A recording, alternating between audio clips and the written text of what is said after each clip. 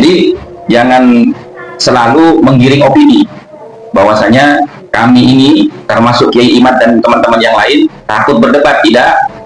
Tidak, justru ya, kalau Anda waras selama ini MDRA kemana, ngumpet di mana? Hah? Ini baik untuk dilakukan. Jelas Kiai Imad bilang, saya tidak ingin Referensi yang ya bertabrakan dengan saudara saya sendiri sebangsa setanah air. bukti-bukti otentik. Saya menantang MDRA. Tapi kenapa kalian yang maju-maju itu kenapa? Masih bagus Kiai Imad itu, nggak mau nabrak sampean. Lagi pula ya, kalau kita pikir secara logika nih ya, urgensinya apa melayani debat dengan si Wafi, dengan si Zaidi, dengan Sandi Uye? Urgensinya apa? Nasab kan bukan nasab dia juga bukan klan Ba'alawi. Kalau memang dia merasa klan Ba'alawi, ya sudah, bikin surat pernyataan, ditandatangani MDRA, mewakili MDRA, begitu selesai sudah. Nggak usah tiap hari keluar-keluar, kaburi, takut apa segala macam. Mau Idrus Romli, mau Zaini, mau Sandi Uye, mau Wafi, asal dia membawa surat rekomendasi yang resmi mewakili MDRA, saya sendiri juga ikut terjun di situ. Ayo, ya, jangan seperti orang mau acarok gitu, jangan seperti orang mau atokar gitu, jangan seperti orang mau berantem. Kita mau diskusi, ya, membicarakan kebenaran gitu loh. Mau acarok ring mesuwur kayak tak kira mundur, mau lah bener ini. Assalamualaikum warahmatullahi wabarakatuh. Sahabat konsep kehidupan channel dimana saja berada, sehat walafiat tentunya ya. Kabarnya baik-baik saja dan mudah-mudahan selalu dilindungi oleh Allah Subhanahu wa Ta'ala. Mudah-mudahan kita semua diberi umur panjang, amin ya robbal alamin. Sahabat dan saudara-saudaraku, di sini ada tantang menantang ya, antara Wapi dengan Gus Hasan ya. Seru ini ya. Jadi Wapi bicara, ada kiai katanya yang ngomong di belakang aja. Kan tetapi yang sebenarnya kata Gus Hasan, ya kalau mau ketemu ya tinggal ke Batu Ampar aja, kenapa susah katanya ya. Jadi yang bersembunyi ini di mana? Biayanya kurang kali. Jadi Wapi ini kurang banyak dikasih duit, jadi nggak sampai Gus Hasan ya. Kalau dikasih duit sama Robito Alawiyah banyak, ongkosnya mungkin sampai nih. Jadi nunggu dikasih duit banyak nanti dari Robito Alawiyah baru sampai ke Batu Ampar. Ya, polemik nasab ini sulit ya. Kenapa? Karena kita tidak bisa mengambil satu kesimpulan karena kita adalah masyarakat. Dan ini harusnya pemerintah yang mengambil satu tindakan keras untuk menyatakan kedua belah pihak ini mana yang benar, mana yang. Kemudian juga pihak PBNU tidak berani, tidak bisa, tidak mengambil apa-apa, malah husnudzon apa?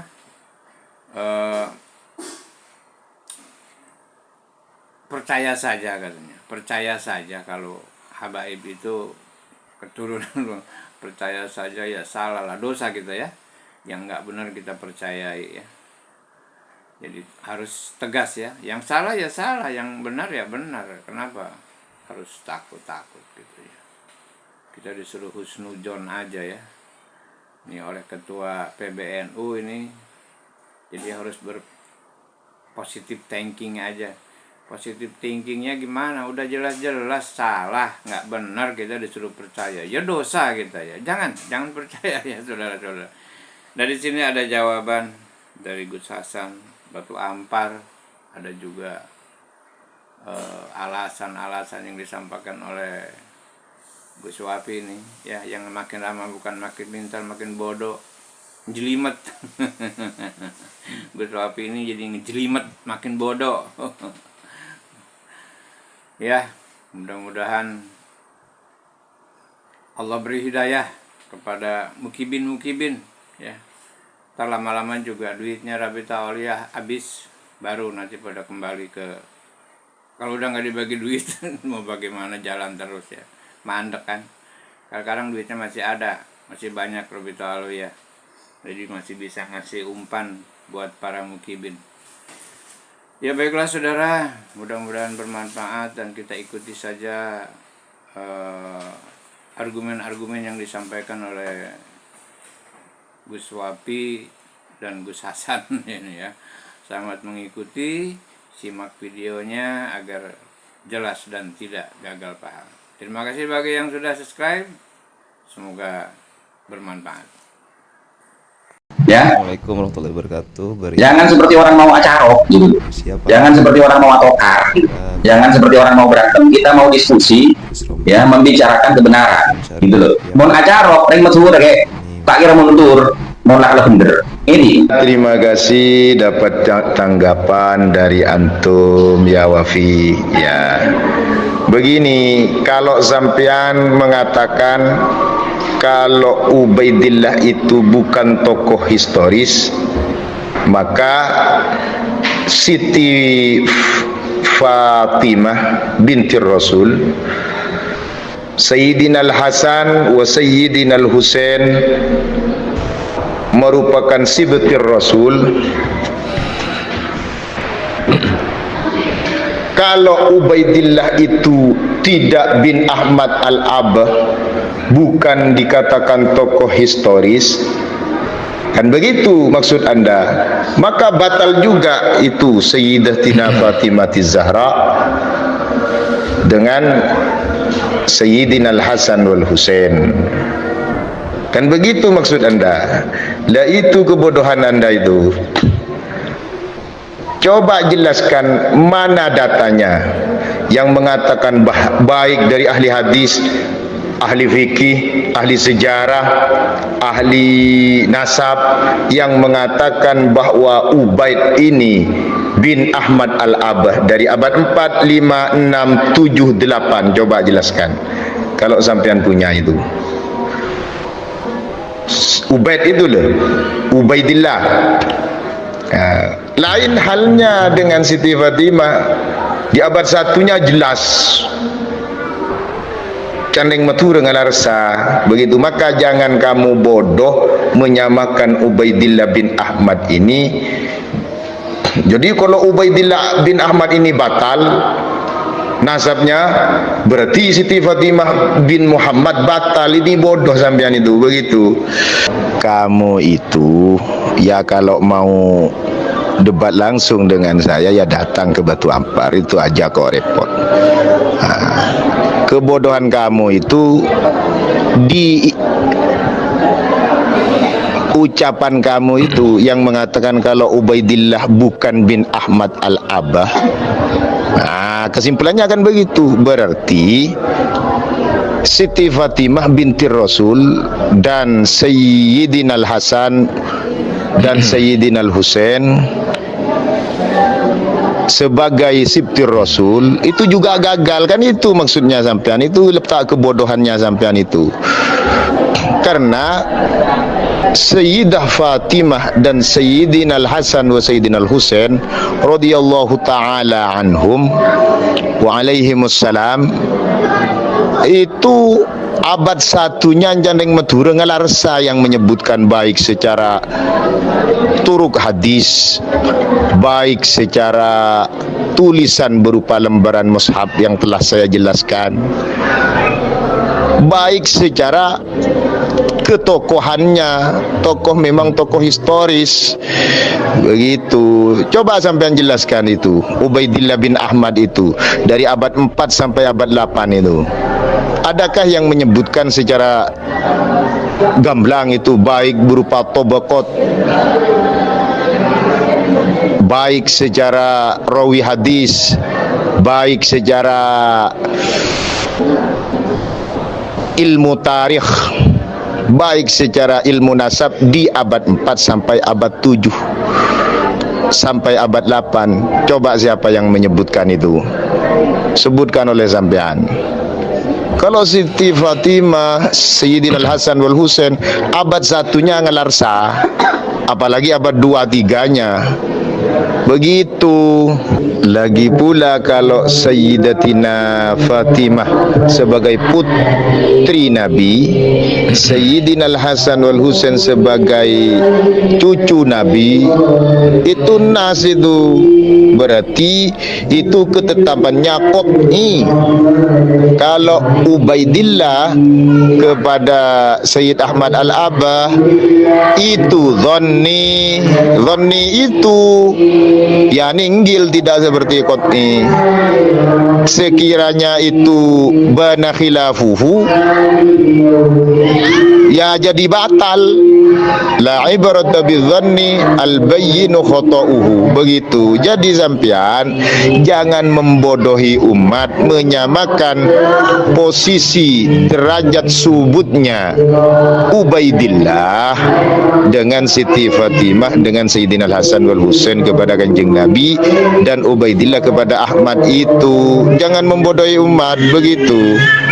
Jujur. Untuk para teman-teman yang bertanya bahkan sampai berkomentar mohon-mohon kepada saya untuk mau berdebat dengan si Wafi yang mewakili gurunya, dan saya dianggap sebagai wakil daripada Kiai Imad, mohon maaf, saya tantang kembali itu si Wafi dengan itu Somli. Berani nggak saya sendiri yang akan mengantarkan dia menghadap kepada gurunya, menghadap kepada pengasuh Pondok Pesantren Sidogiri? Wafi, itu Somli, ingat itu ya. Kapan Anda mau menghadap ke Sidogiri, menghadap ke pengasuh untuk mengklarifikasi syahadah nasab yang diperoleh oleh guru Anda sendiri dari Naqobah Maruku? Saya yang akan mengantarkan sendiri. Saya, Maulana Muhammad Al-Hasani, yang akan mengantarkan sendiri. Itu bagi teman-teman netizen yang bertanya, yang katanya saya takut dengan Wafi dan itu Somli untuk memperdebatkan masalah ini. Saya yang akan mengantarkan itu. Ya, sekali lagi saya. Kapan? Komen. Kapan? Kalau tidak, kita ketemu di Sidogiri. Kapan? Bikin video pernyataan hari ini tanggal sekian saya datang ke Sidogiri. Ayo. Saya dekat dengan Sidogiri. Ya, tinggal melangkah saja. Kapan? Jadi jangan selalu menggiring opini bahwasanya kami ini termasuk Kiai Imad dan teman-teman yang lain takut berdebat. Tidak, justru ya, kalau Anda waras selama ini MDRA kemana? Ngumpet di mana? Ini baik untuk dilakukan. Jelas Kiai Imad bilang saya tidak ingin Referensi yang bertabrakan dengan saudara saya sendiri sebangsa setanah air. bukti-bukti otentik. Saya menantang MDRA. Tapi kenapa kalian yang maju-maju itu kenapa? Masih bagus Kiai Imad itu, nggak mau nabrak sampean. Lagi pula ya, kalau kita pikir secara logika nih ya, urgensinya apa melayani debat dengan si Wafi, dengan si Zaidi, dengan Sani Uye? Urgensinya apa? Nasab kan bukan nasab dia juga bukan klan Ba'alawi. Kalau memang dia merasa klan Ba'alawi, ya sudah, bikin surat pernyataan, ditandatangani MDRA, mewakili MDRA, begitu selesai sudah. Nggak usah tiap hari keluar-keluar, kaburi, takut apa segala macam. Mau Idrus Romli, mau Zaini, mau Sani Uye, mau Wafi, asal dia membawa surat rekomendasi yang resmi mewakili MDRA, saya sendiri juga ikut terjun di situ. Ayo, ya, jangan seperti orang mau acarok gitu, jangan seperti orang mau atokar gitu, jangan seperti orang mau berantem. Kita mau diskusi, ya, membicarakan kebenaran gitu loh. Mau acarok, reng masuk kayak tak kira mundur, mau lah bener ini dulu, reng masuk siapa acarok gitu, pada bengal gitu. Cuman masalahnya apa? Ini kan debat ilmiah, mencari kebenaran. Jadi jangan kayak orang mau berantem gitu loh. Ayo, datangkan itu surat pernyataan resmi dari MDRA bahwasanya MDRA tidak mampu menghadapi Kiai Imad, sehingga MDRA mengutus Ustaz Somli, ya, si Wafi, Zaini, terus sama Sani Uye gitu. Kalau tidak mampu, tapi kalau mampu ya maju sendiri kalau mampu gitu loh. Kemudian sekali lagi saya sampaikan kepada Ustadz Zaini, Ustadz Sani Uye, dan yang lain-lain ya, yang selama ini menggaung-gaungkan bahwasanya Kiai Imad itu tidak berani untuk berdebat secara langsung, ya, sekali lagi saya sampaikan, Anda mewakili MDRA atau tidak? Kalau Anda tidak mewakili MDRA, maka tidak ada urgensinya untuk kami melayani Anda. Karena apa? ketika nanti Anda itu kalah di dalam diskusi atau di dalam perdebatan ini, apa keuntungannya? Efeknya apa? Untuk klan Ba'alawi efeknya apa? Tidak ada. Maka kalau Anda menggebu-gebu ingin mewakili MDRA, kenapa saya katakan mewakili? Karena saking menggebu-gebunya Anda, seakan-akan Anda itu lebih pandai dari Maktab Daimi, di mana Maktab Daimi ini adalah kumpulan orang-orang yang memang punya kapabilitas di bidang ilmu nasab.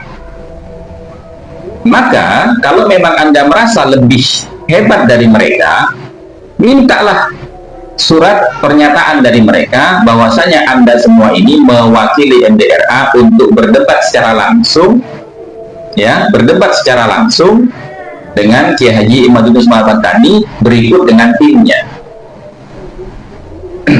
Jadi ini yang bisa saya sampaikan teman-teman ya.